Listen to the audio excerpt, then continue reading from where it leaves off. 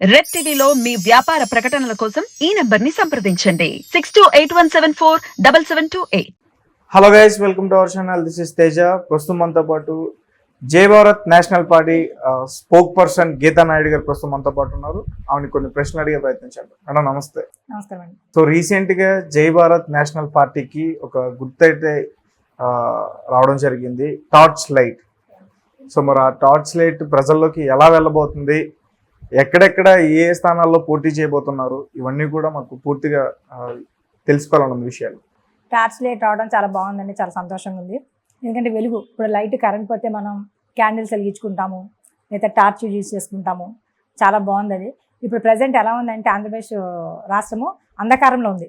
అక్కడ చంద్రబాబు గారు 5 years రీసెంట్గా పరిపాలించారు, రూలింగ్ చేశారు. జగన్మోహన్ రెడ్డి గారు 1 chance అని చెప్పి వచ్చారు, ఆయన రూలింగ్ చేశారు. ఎవరు చూసినా కూడా పోలవరం ప్రాజెక్ట్ చూసినా అలాగే ఉంది. ప్రత్యేక హోదా గురించి ఎవరు మాట్లాడరు. స్టీల్ ప్లాంట్ ప్రైవేటీకరణ కూడా ఎక్కువ గట్టిగా ఎవరు మాట్లాడలేకపోతున్నారు. అంత దమ్ము ధైర్యం ఏ పార్టీకి లేదు. మూడోది వచ్చేమో ఇంతవరకు క్యాపిటల్ లేదు. అసలు ఎంత దౌర్భాగ్యం అంటే అసలు ఆంధ్రప్రదేశ్లో ఏం పాపం చేశారో నాకు అర్థం కావట్లేదు. ఒక పక్క చూస్తే రేట్లు అన్ని విపరీతంగా పెరిగిపోతున్నాయి, ట్యాక్స్లు విపరీతంగా పెరిగిపోతాయి, అన్ని కడుతున్నాం మనం. మళ్ళీ చెత్త పన్ను కూడా వసూలు చేస్తున్నారు మన జగన్మోహన్ రెడ్డి. ఇలా చెప్పుకుంటే చాలా ఉన్నాయి.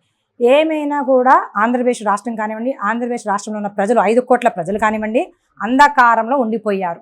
నా దృష్టిలో చీకటి, అంధకారం అంటే చీకటిలో ఉండిపోయారు, మగ్గిపోతున్నారు, బాధపడుతున్నారు. ఎవరికి చెప్పుకోవాలి, ఎవరున్నారు, ఎవరైనా వచ్చి సహాయం చేస్తారా అని ఎదురు చూస్తున్నారు. అలాంటి సమయంలోనే ప్రజలలోంచి పుట్టిన పార్టీ మా జై భారత్ నేషనల్ పార్టీ.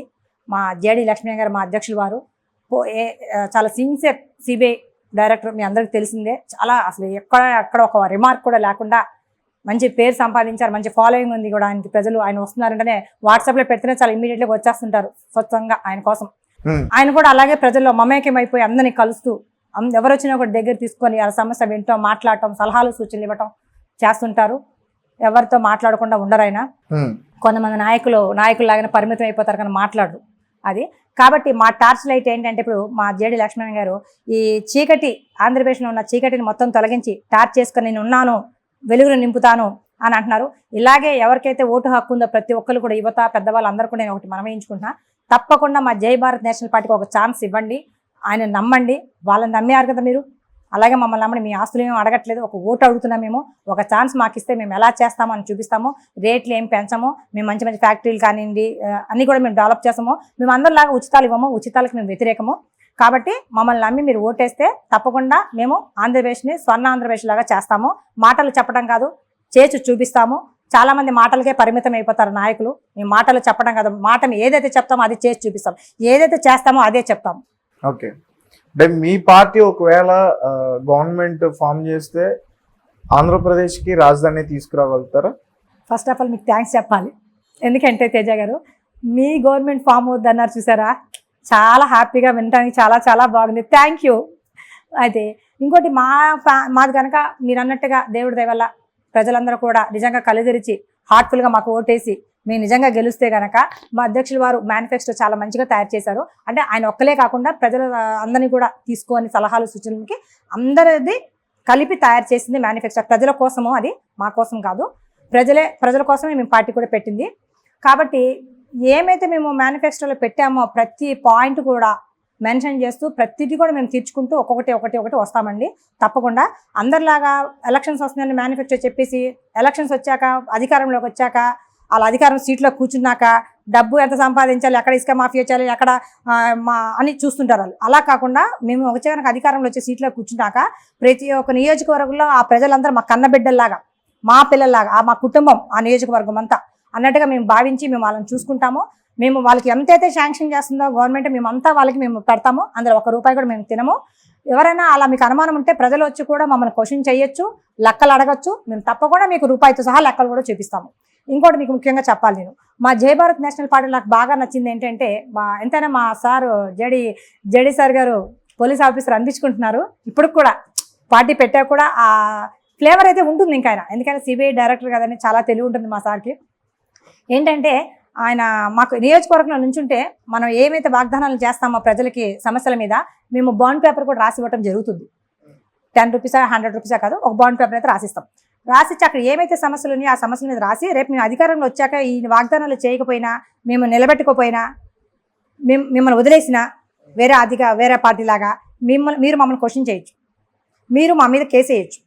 అప్పుడు మీరు మాట ఇచ్చారు, పేపర్ రాసిచ్చారు, బాండ్ పేపరు, ఇప్పుడు గాలికి వదిలేశారు అన్ని పార్టీలాగా. సాధారణంగా ప్రతిసారి జరిగేదే కదా మేడం, ఏ నాయకుడైనా సరిగ్గా చేయకపోతే అక్కడ ఉన్న ప్రజలు తిరుగుబాటు చేస్తారు, కేసు ఫైల్ చేస్తారు. తేడా చెప్తాను, తిరుగుబాటు అవి అడగటం వేరండి. ప్రజల ముందు తెలివితేటలు ఉండాలి.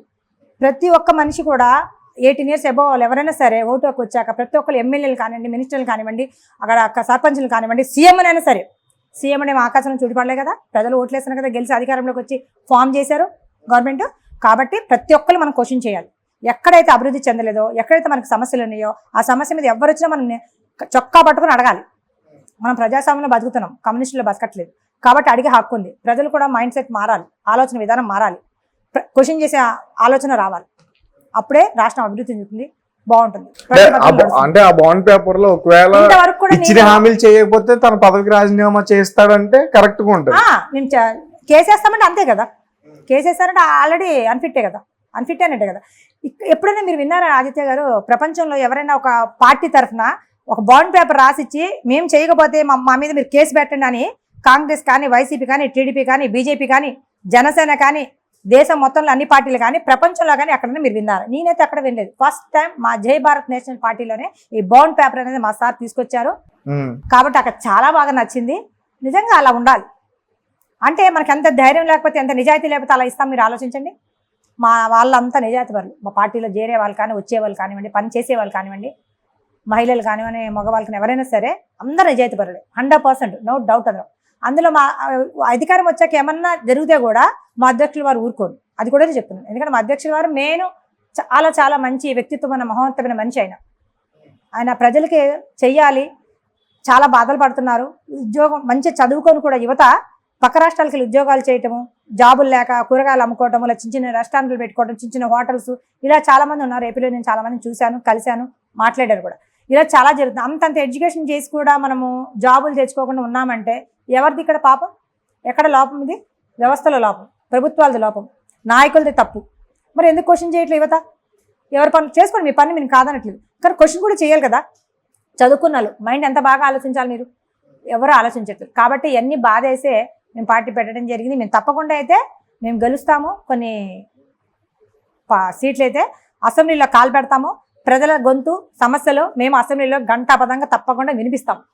వాళ్ళ నియోజకవర్గానికి సరిపడా మనీ కూడా తీసుకొచ్చి తప్పకుండా ఆ నియోజకవర్గం మేము న్యాయం చేస్తాము. వాళ్ళ ప్రాబ్లమ్స్ కూడా మేము సాల్వ్ చేస్తాం. ఓకే. 175 స్థానాల్లో కూడా జై భారత్ నేషనల్ పార్టీ పోటీ చేస్తుందా? పోటీ చేస్తున్నాం. అంటే ఇంతవరకు అభ్యర్థులు లిస్టు కూడా సరిగ్గా ప్రకటించలేదు? లేదండి, వస్తుంది, టైం ఉంది, వస్తుంది, చూస్తున్నారు. దాని మీద కొంచెం జరుగుతున్న చర్చలు. త్వరలోనే నేను లిస్ట్ కూడా ఇస్తాను మీకు.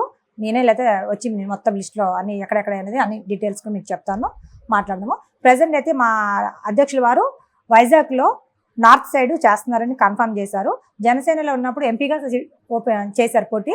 ఇప్పుడు అదే అక్కడ, అందుకని ఈసారి ఎమ్మెల్యేగా చేద్దాం అనుకుంటున్నారు. ఈజీగా గెలుస్తారు మా అధ్యక్షులు, నో డౌట్ దాంట్లో.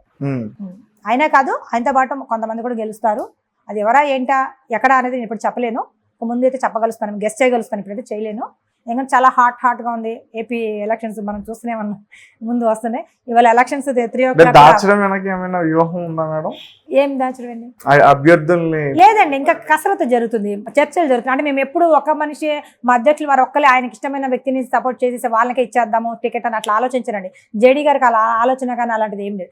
అందరు సలహాలు సూచనలు తీసుకుంటారు, అందరితో మాట్లాడతారు, మీటింగ్స్ పెట్టుకుంటారు, అందరు సలహాలు తీసుకొని ఆయన అందరిని కలుపుకొని ముందుకెళ్తారు తప్ప వన్ మెన్ షో లాగా మా పార్టీలు అయితే ఉండదండి. అన్ని పార్టీలాగా కాదు, మాది చాలా డిఫరెంట్గా ఉంటుంది మా పార్టీ. అదనమాట. అంత ప్రజల కోసం కదా మనం పనిచేసేది. అది వాళ్ళకి ఎవరైతే బాగుంటుంది ఏంటని అన్ని రకాలుగా పరిధిలో తీసుకొని ఎవరైతే నుంచే పెడితే ప్రజలకి న్యాయం జరుగుతుందని ఆలోచించే మేము వాళ్ళకి సీట్ ఇవ్వడం జరుగుతుంది. ఇప్పటి వరకు ఆంధ్రప్రదేశ్లో ఉన్న పార్టీలు ప్రత్యేక హోదా తీసుకొస్తామంటూ మాటల వరకే పరిమితం అయ్యారు. మరి మీ పార్టీ ఒకవేళ మాటిస్తే నిలబెట్టుకుంటుందా? 100% అండి, తప్పకుండా.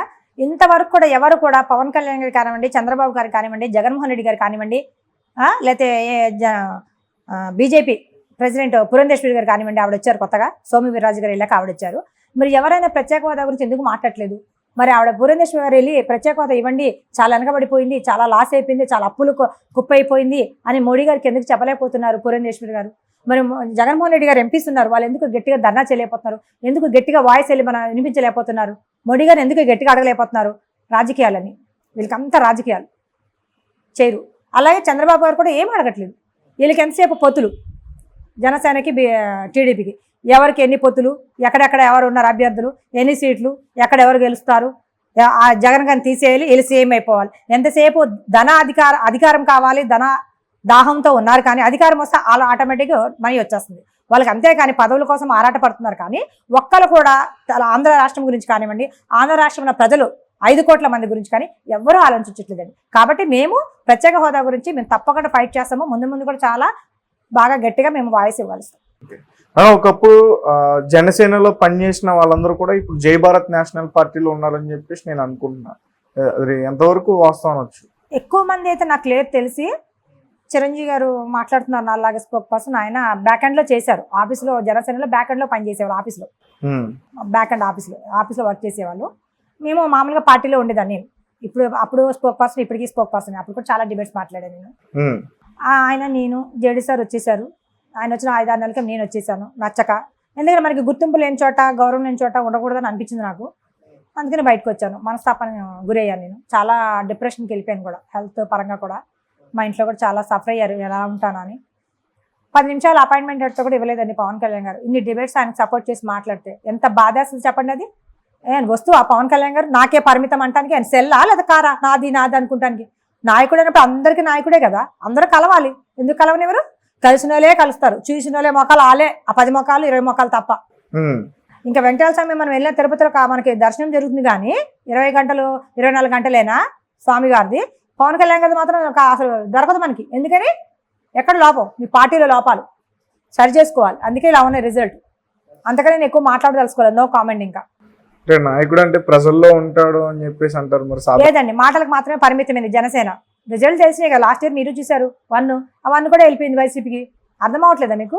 అంతే. ఇంకా దాని నుంచి మనం అంటే ఒక రకంగా మీరందరూ మిస్టేక్ చేశారని వచ్చా, మీ నాయకుడు, మీ అధినాయకుడితో సహా ఆ పార్టీలోకి వెళ్ళి ముందు అంటే వెళ్ళాక కదా అని తెలిసేది మనకు. అక్కడ న్యాయం జరుగుతుందా, అన్యాయం జరుగుతుందా, పట్టించుకుంటున్నారా, పట్టించుకోరా, అసలు విలువ ఉంటుందా లేదా, గౌరవం ఇస్తారా లేదా, అసలు ఆయన అపాయింట్మెంట్ ఇస్తారా లేదా, ముందే ఎలా చెప్పగలుస్తాం మనం? ముందు చెప్పలేం కదా, ఏ పార్టీ అయినా. వెళ్ళాక కదా తెలిసింది. ఇప్పుడు లోతు దిగాక కదా అక్కడ లోతు ఉంది లేదు తెలుస్తుంది. అదే స్విమ్మింగ్ వచ్చింది అనుకోండి, వాడు బయటపడతాడు. స్విమ్మింగ్ రాలేదనుకోండి, వాడు మునిగి చనిపోతాడు. Natural, simple. Okay madam, thank you so much. Thank you.